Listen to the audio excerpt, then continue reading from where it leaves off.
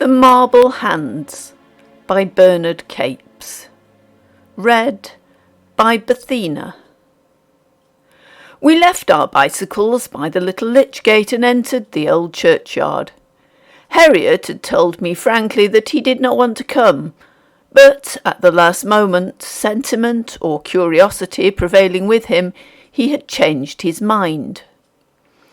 I knew indefinitely that there was something disagreeable to him in the place's associations, though he had always referred with affection to the relative with whom he had stayed here as a boy. Perhaps she lay under one of these greening stones.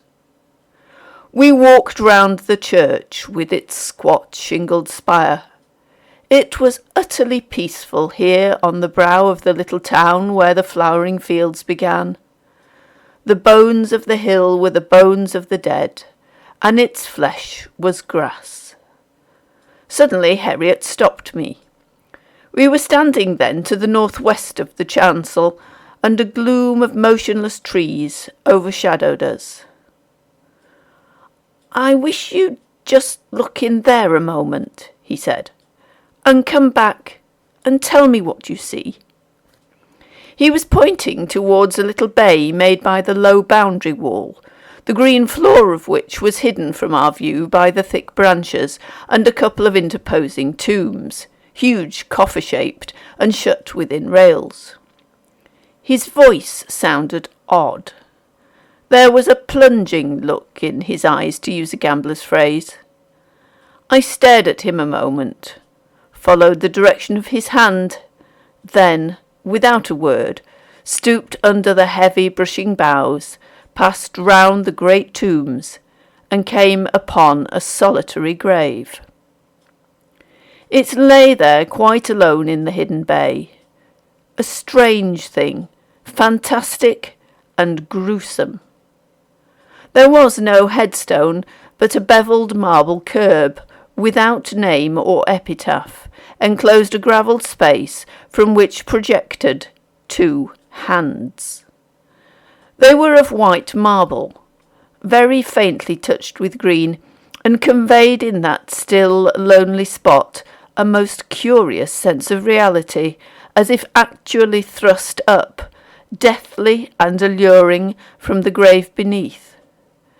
The impression grew upon me as I looked, until I could have thought they moved stealthily, consciously, turning in the soil as if to greet me. It was absurd, but I turned and went rather hastily back to Harriet.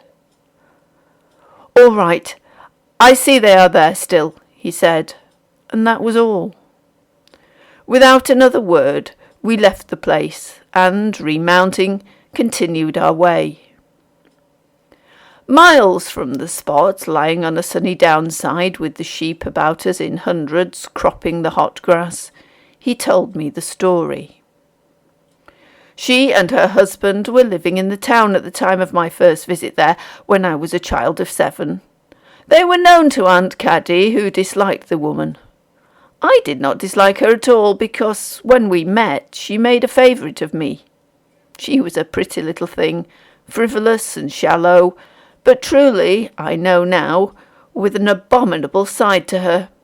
She was inordinately vain of her hands, and indeed they were the loveliest things, softer and shapelier than a child's.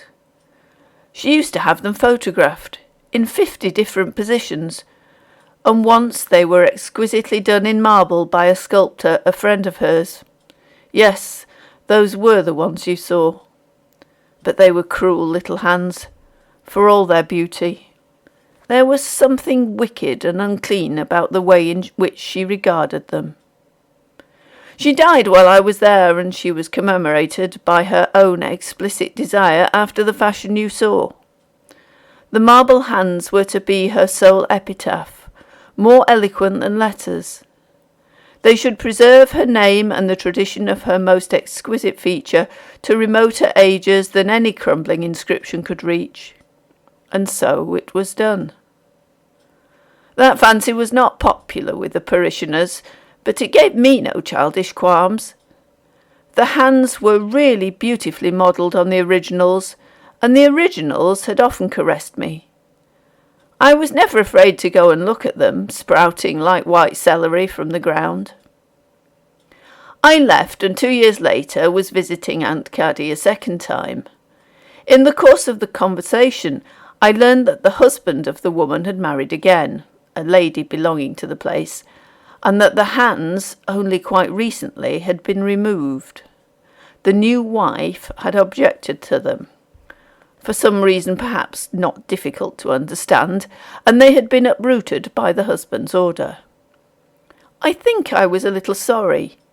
The hands had always seemed somehow personal to me, and on the first occasion that offered, I slipped away by myself to see how the grave looked without them. It was a close, lowering day, I remember, and the churchyard was very still. Directly stooping under the branches, I saw the spot. I understood that Aunt Caddy had spoken prematurely. The hands had not been removed so far, but were extended in their old placed attitude, looking as if held out to welcome me.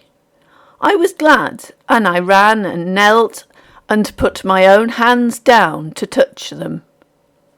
They were soft and cold like dead meat, and they closed caressingly about mine as if inviting me to pull. I don't know what happened afterwards. Perhaps I had been sickening all the time for the fever which overtook me. There was a period of horror and blankness, of crawling, worm-threaded immurements and heaving bones, and then, at last, the blessed daylight. Harriet stopped and sat plucking at the crisp pasture. I never learned, he said suddenly, what other experiences synchronized with mine. But the place somehow got an uncanny reputation, and the marble hands were put back. Imagination, to be sure, can play strange tricks with one.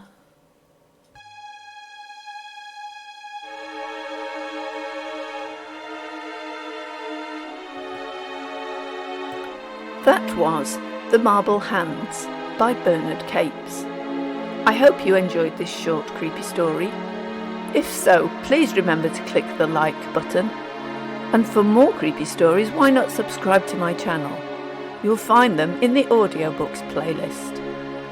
And as always, thank you for listening.